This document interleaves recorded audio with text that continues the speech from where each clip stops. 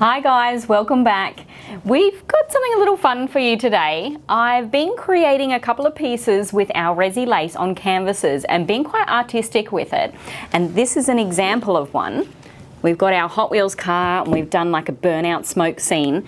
But it led me to think, okay, what else could you do? And what else could you make? So we took a little trip down to the local store and picked out a couple of random items. So we don't know what we're going to do yet. We've got a couple of little piñatas here that we might make into a bit of an art piece. We picked up a couple of these little flying flamingos, which work a little something like this. And we got one of these little chocolates with the surprise inside. So we thought, well, we don't know what we've got in here. We might attempt to break this open and whatever's inside, potentially see if we can use that. So let's get started. So I'm really not sure at the moment, but I also am very curious as to see what surprise is inside this chocolate. So I'm going to open that up and we'll see what we've got to work with there. I feel like a bit of a big kid opening one of these. I haven't had the advantage of doing one of these for quite some time. All right, what are we going to do? Crack it open with our metallics? Don't worry, we're not going to eat this. That wasn't very effective. All right, chocolate aside, what have we got in here? Little monster thing, maybe. It's in pieces. Great, does that mean I have to build it and do some work? It's a little owl. Let's see if we can pop it together. We have a little owl. Okay, so my little owl, turns out it's a stamp, a paper stamp, leaving an impression with this little yellow base.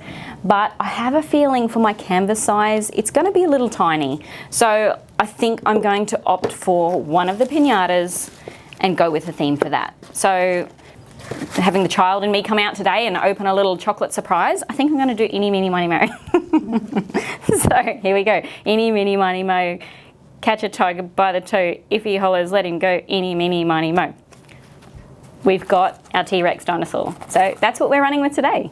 So now that we have our dinosaur, and I'm going to be popping him on our canvas, much like this, we're going to do a little bit of a background scene. So hoping to do sunset colors, warm tones, and out of the dinosaur's mouth will be like a movement to replicate like a roar. So we're using Resi Lace today, and while we're using Resi Lace on this, I'm hoping that those movements coming out of his mouth will be able to get some of that cell work happening. So I will be also using a little bit of our white tint with some translucent dyes to change the tone of the white and make it a bit of green, and hopefully get some nice cell work coming out of that motion out of the dinosaur's mouth. So I've chosen our color range here. So we're going, basically the sky is like sunset colours. So we've got our magic orange and our dark yellow, and then where the ground and sort of the mountains will be the deep brown and some tangerine glitter. So we want to keep it fun and sparkly as well, because the aim for something like this is to be maybe an artwork that can be in a child's room for a theme, or it can just be a gift for one of your children's friends or anything along those lines. But it's another way to do a creative theme. So, and I have previously mixed up our Resi Lace, so please refer back to our mixing video on that. But we've used our 2:1 ratio in our 400ml ratio cups. Okay, so I've divided up my Resi Lace now, and I do want to add my colours relatively quickly because the pot life of our Resi Lace is between 20 and 40 minutes maximum, and ambient temperature does play a key in that. So if it is a warmer day, closer to your 20-minute mark. So I've got my white horizon tint here, and I am just going to just give it a nice stir up.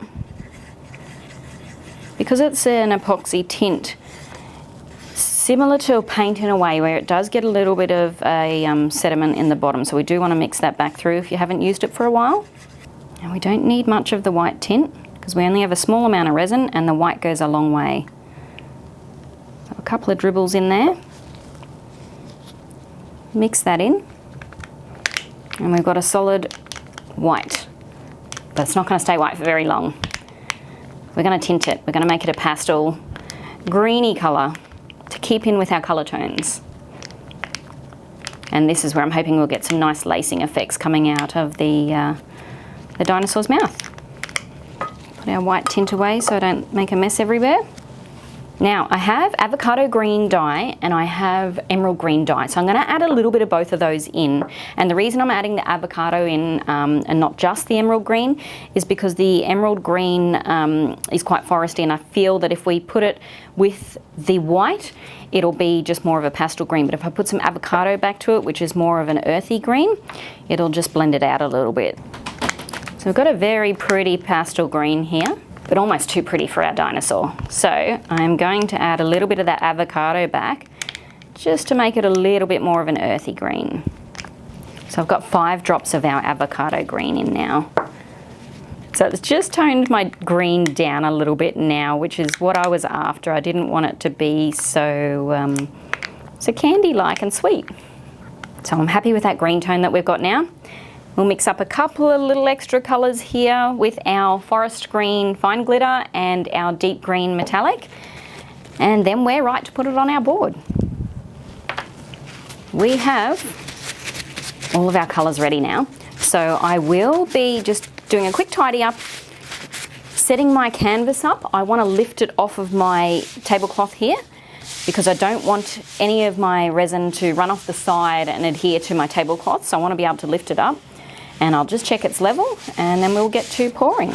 So I've got my little spirit level on my canvas, and it is just to check that I have it all level. And the reason is our resin actually is self-leveling, but only to the surface that you're putting it onto. So if I was to have my canvas unlevel, then obviously it's going to go downwards to the area that's at the lowest point. So I'm happy with how level we are, so we're good to go. Alrighty, let's get happening. So this is going to be my sunset sky. We are then going to put in some of our earth and mountain range. We are going to have a little bit of that sun glow come through.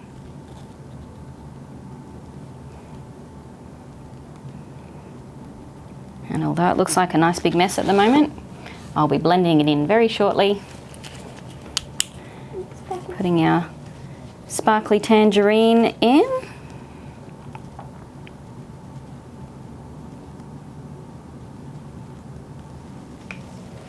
Now, ensuring you have your gloves on for protection. This is the fun part.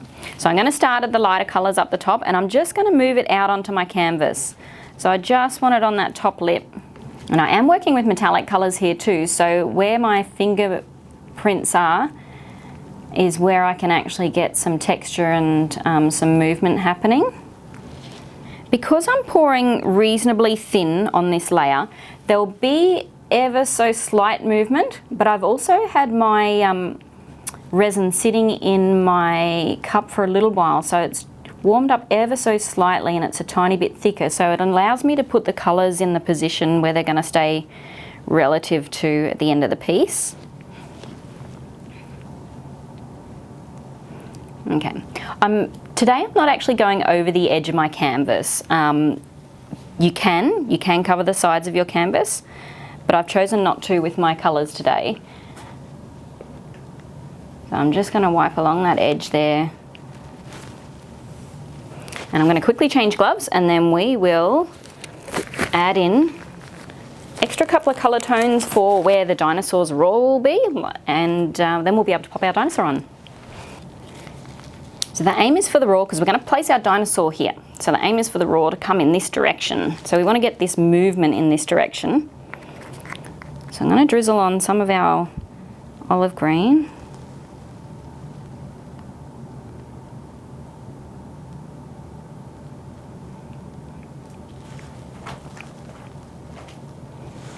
And the exact placement doesn't have to be perfect because we will be moving this around in a moment. We've got our fine glitter we're adding in for a nice little feature.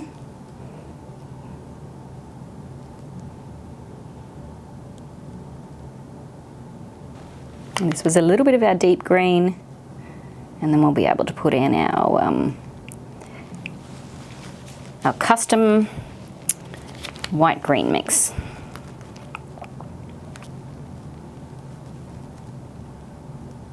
So the reason I used our white tint and customized the color as well is because you would have seen a heap of those ocean scene artworks and resin works, and the white wash that is created is with a white tint. That particular tint spreads really well across a layer of resin, and that's where you get excellent cell work from. So that's why I've added in our white tint, which is our white horizon, in with our translucent dyes. So I've just tinted it up green because this is where I'm hoping to get the most cell work. Okay. I have here a silicone spatula. Now I'm going to move some of my pastel green, which has the white tint in it, out a little bit and spread it out. Then I'm actually going to give it a mist with our pure isopropyl, because that helps spread the colour and helps give us that cell work as well. I'm just wiping off my spatula in between each time, because I want to be able to make sure I can spread my colour out but not move my colour in with the rest of the metallic colours that I've just popped in here. So I'm getting it nice and wide so we can open it up and get that cell work in it. At this point too, you could use a blow dryer or a heat gun to help spread it out. Because I let my resin get that little bit thicker, so I can keep my resin in position, it's probably not quite as effective. So that's why I'm moving it, and then I'm going to mist it with our isopropyl. So you can see some real fine little bits of cell work coming up at the moment in my white, and that helps when I'm spreading it out. And by spreading it out, it's basically just sitting on top of my metallic layer. So now, I'm going to give it a nice little light mist, and we'll see if we can get those cells to open up.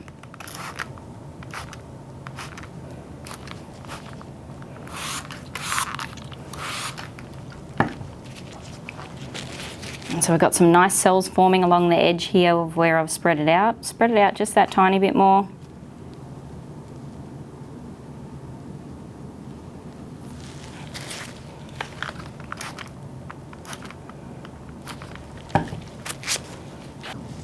Add a little bit more texture to some of my metallic bits here.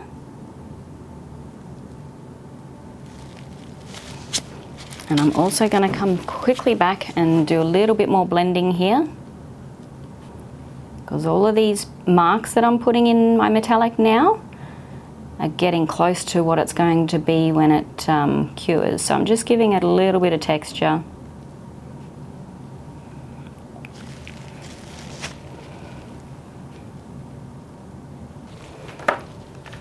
Another little fine mist. And we're getting some really nice cell work through the center of that now.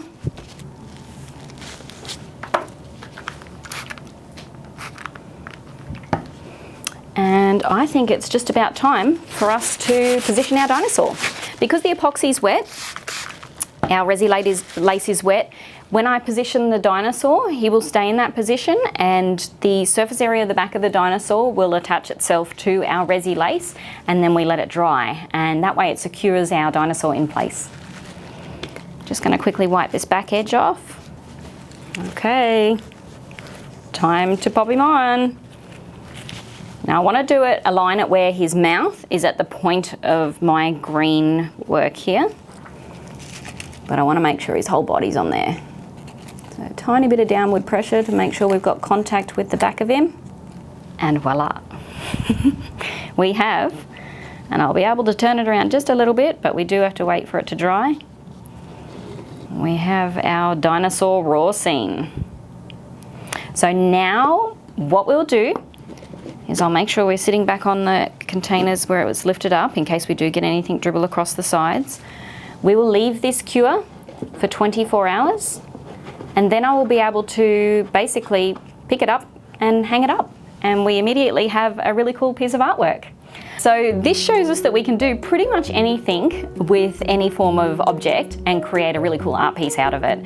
So don't forget to like, subscribe, leave a comment below if you think this is really cool, or leave a comment. Let us know what you think we should try next. Until next time, we'll see you later.